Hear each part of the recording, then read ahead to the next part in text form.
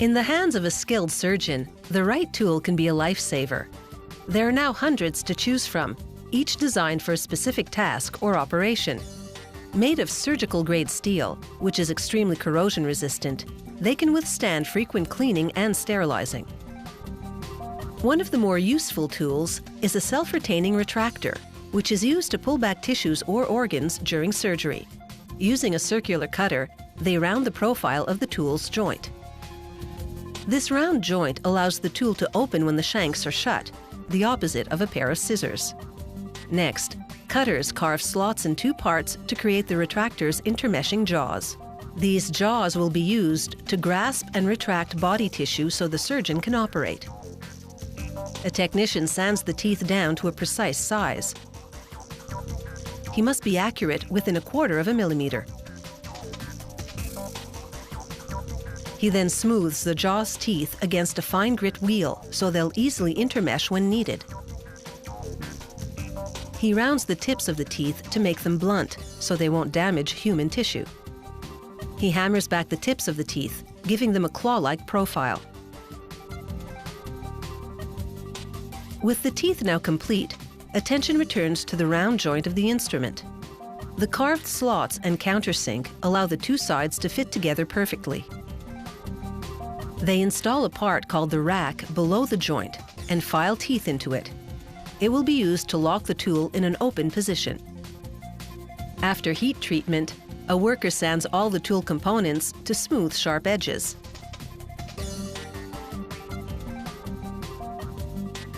Vibrating porcelain chips and polishing compound scrub them clean and remove burrs caused by machining.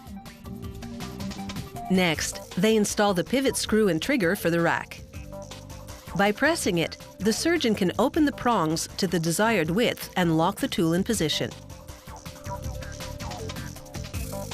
Production now moves to the surgical clamp. It's used to block the flow of blood during operations and has a more scissors-like joint, rectangular instead of round.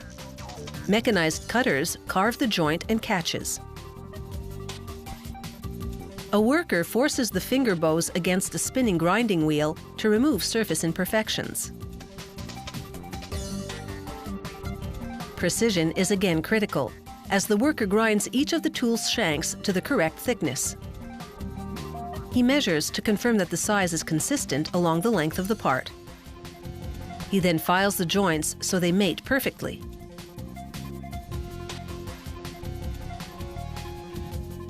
He places the joint part of one of the shanks over hot coals to soften the metal and make it malleable. Then he forces a spike through a slit in the joint, and the now compliant steel stretches to open the slit.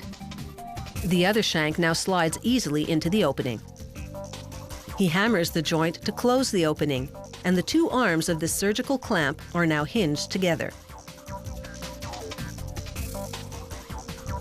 Next, he files the teeth of the clamp so they'll interlock when the tool is closed.